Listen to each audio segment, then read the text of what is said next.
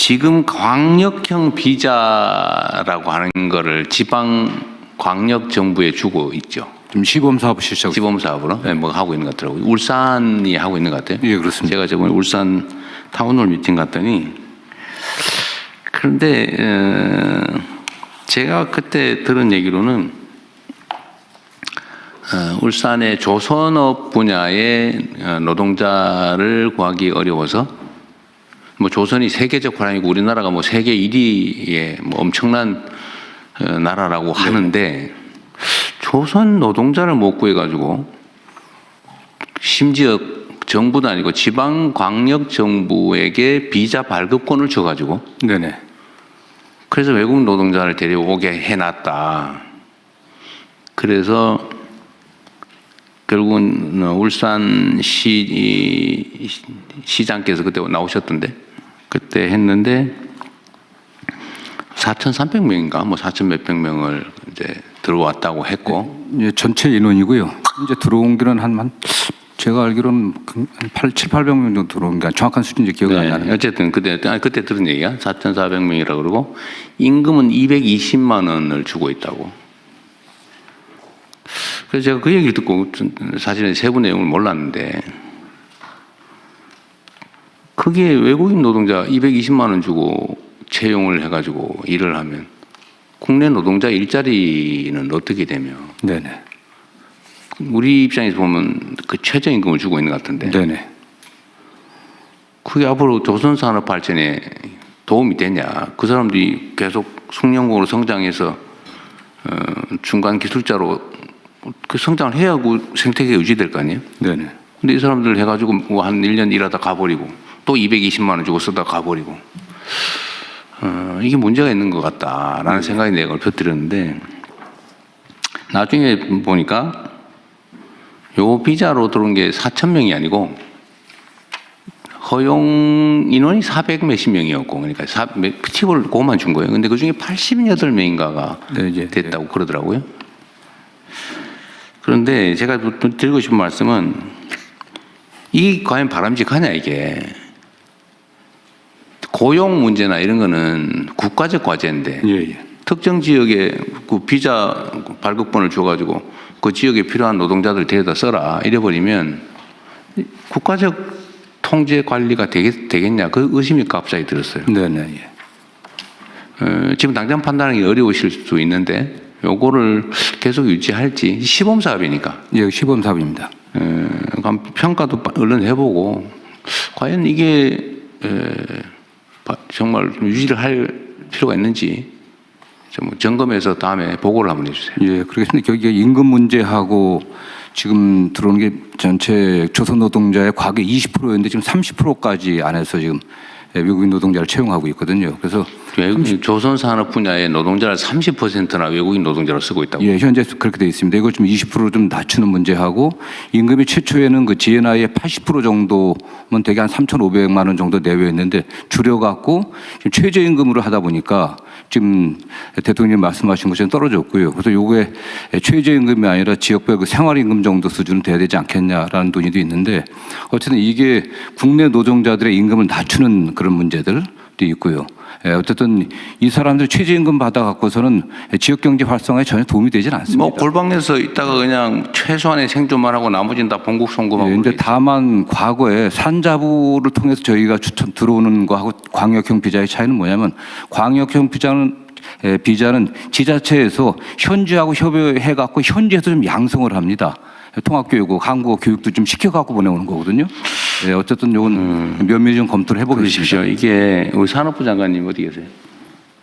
지금 마스가라는 이 뭐 해가지고 우리가 이제 조선 분야의 전 미국 진출도 어쩔 수 없이 하게 될 수도 있고 그죠? 또 뭐 경제적 요인으로 따지더라도 우리가 조선 분야는 경쟁력이 높기 때문에 계속 성장 발전할 가능성이 높잖아, 그죠? 네. 실제로 경쟁력도 뛰어나다고 하고.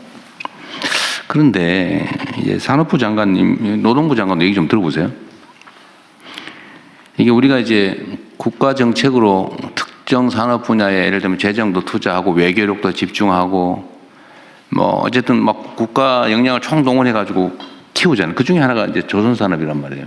조선 뭐 원자력도 그렇고 뭐 방위산업도 그렇고 뭐 반도체든 뭐 첨단 기술, AI 다 그렇잖아요. 근데 어쨌든 거기에 뭐 국민들 세금을 투자하거나 어쨌든 국가 영향을 투자해가지고 이제 성장을 시키는데 그 성장에 따른 결과물을 제가 선거 때도 이런 얘기를 자주 드렸습니다. 우리가 새로운 성장 영역을 발굴해내되 그 새로운 영역에서는 최소한 기회도 공평하게 성과물도 공평하게 좀 가지게 해서 이 양극화를 줄여나가겠다. 그래서 성장 발전과 양극화 완화, 그러니까 공평한 기회라고 하는 거는 사실은 동전의 양면처럼 결합되어 있어야 되거든요. 근데 지금 조선 분야는 하나의 예인데 이런 식으로 이거 외국인 노동자 데려다가 막 최저임금으로 이렇게 국내 일자리 대체하고 그러면 지역 경제도 나빠진다고 막 항의하고 그래서 이 경쟁력을 가져가지고 그러면 이게 우리가 성장의 과실은 상층의 일부가 독식하고 나머지 밑에는 더 어려워지고 이렇게 되잖아요. 이러면 절대 안 되거든요. 예, 맞습니다. 근데 조선업이 하게 된 데는 불과 얼마 전까지만 하더라도 중국과의 이 경쟁 때문에 굉장히 어려운 상황이어가지고, 근데 마침 이제 대통령께서 마스가를 하면서 새로운 돌파를 마련을 했습니다. 그래서 앞으로는 조선업도 대기업 조선소뿐만 아니라 중소기업 조선소들 그리고 부품업체들 같이 대통령께서 계속 강조하셨던 게 생태계 말씀을 하셔서 생태계 관점에서 마스가 프로젝트도 진행을 해서 말씀하신 내용대로 뭐 일부 대기업만 어떤 이득을 보는 게 아니라 중소 조선사들, 협력 기업들 거기에 근무하는 노동자들까지 같이 어떤 혜택을 볼 수 있도록 그렇게 지금 방안을 마련하고 그 방향으로 가고 있고요. 지금 제 머릿속에서는 그 조선업의 그 외국인 노동자 30%까지는 안 되는 걸로 저는 생각해요. 내가 보기도 약간 그거는 의문이 들긴 해. 그렇게 많으면 이게 한번 확인해 보기로. 아니 30호까지 허용되게 돼 있습니다. 허용돼 있다. 네. 그러니까 여기도 400 몇십 명 허용했는데 88명만 실제 채용했다고 하더라고요. 하여튼 그건 그렇고 노동부도 그런 문제에 대해서 목소리를 높여야 된다 그 말이에요. 근데 지금 조선 분야도 보면 일부 기업에서는 어쨌든 하청업체, 계열업체들의 상생 조치도 좀 많이 하는 것 같고 또 임금도 하청업체하고 본사 채용업체 임금도 똑같이 많이 뭐 같이 해주겠다라고 하는 그런 기업도 있더군요.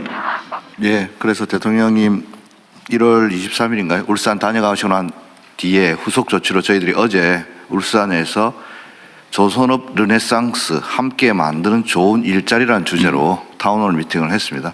거기서 나왔던 이야기가 한때 사양 산업으로 불렸던 조선 산업이 이제 K조선이라고 세계를 이제 호령하고 있는데 새 정부 들어서 가지고 선박 수주가 지금 앞으로 10년간 특히 아까 중국과의 경쟁에서는 이미 벌크선이나 컨테이너선은 중국에서 가져가고 저희들은 LNG라든지 방산 이쪽으로 완전히 특화돼 가지고 앞으로 10년간은 뭐 호황이 올 것이라고 하는데 제가 드렸던 말씀은 도크에 배가 쌓인다고 또 수주가 10년간 됐다고 해서 그게 르네상스냐.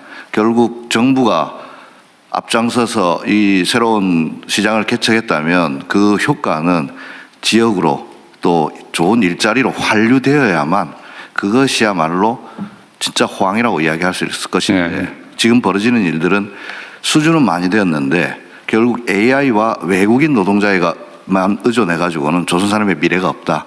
이런 것으로 어제 많은 토론을 했습니다. 그래서 결과적으로 거기서 제일 많이 나왔던 이야기가 결국 청년들이 선호하는 매력적인 일자리로 조선업을 발전시켜야 되는데 그러려면은 원화청 간의 격차를 없애야 되고 또 외국인 노동자 같은 경우도 꼭 필요한 분야가 있습니다. 근데 지금 대통령께서 지적하셨던 내용은 원청까지 지금 외국인 노동자를 고용한다. 이거는 진짜 안 된다라는 이야기라서 앞으로 법무부하고도 잘 협의해가지고 E7, E9 이렇게 구분되어 있는데 E9은 노동부가 주관하고 있고 E7은 법무부가 주관하고 있는데 외국인 노동력에 대해서는 좀 통합적으로 관리할 수 있는 방안 고민하겠습니다. 어쨌든 다른 부처들도 다 마찬가지인데 우리 사회의 가장 심각한 문제는 양극화잖아요. 이 우리가 가진 자원이라고 하는 게 한정적인데 이거를 한쪽에서는 감당하지 못할 만큼 많이 가져가 썩고 있고 한쪽에는 없어서 기회를 아예 누리지도 못하고 방치되고 이러면 그 사회가 가진 자원 기회가 효율적으로 제대로 다 못 쓰여지니까 당연히 저성장할 수밖에 없잖아요. 그럼 이 공평하게 기회를 나눠 갖는 게 우리가 뭐 사회주의 하자는 건 아니지만 상식적으로 제도적으로 가능한 범위 내에서는 그렇게 만들어야 되잖아요. 그래서 기업이 발전하고 산업이 발전하면 거기에 종사하는 사람들도 동시에 또 중소기업도 동시에 혜택도 누리고 기회를 누려야 이게 활발하게 생태계가 만들어지잖아요. 그리고 지금은 전 세계적인 경향인데 이 수평적인 생태계가 아닌 수직적인 조직 구조로는 경쟁이 안 됩니다. 잠깐은 효율적일지 몰라도 길게 보면 창의성 부족으로 자발성과 창의성이 부족해서 경쟁에서 이길 수가 없어요. 지금 증명되고 있잖아요. 그래서 조선 분야뿐만 아니라 뭐 다른 분야도 다 마찬가지죠. 근데 특히 조선 분야가 이게 사이클이 호황 불황이 워낙 크다 보니까 이 고용 안정성 문제도 관련이 있어요. 예. 그러니까 이게 한번 고용을 하면 그냥 불황기에도 그냥 끌어안고 있어야 된다고 하니까 아예 안 쓰려고 그러고 다 비정규직하고 하청 주고 하청 업체도 이 불황 때문에 어떡하냐 그래 또 하청 주고 그래가지고 무슨 물량팀인가 뭐 이런 거 있죠. 물량팀. 그러니까 제한, 이 불법 있을 때만 제한으로. 도급하는 이게 비정상 구조가 만들어져 있는데 이 노동자들 입장에서도 고용 안정성도 중요한데 전체적인 일자리의 질을 높이려면 사실은 고용 유연성에 대한 일종의 뭐 양보라면 좀 그렇고 거기에 대해서도 좀 뭔가 대안을 만들어내야 됩니다. 이게 지키겠다고 버티지만 사실은 점점 줄어들고 그러니까 아예 신규 고용은 다 그냥 하청 주거나 비정규로 하거나 이래버리잖아요.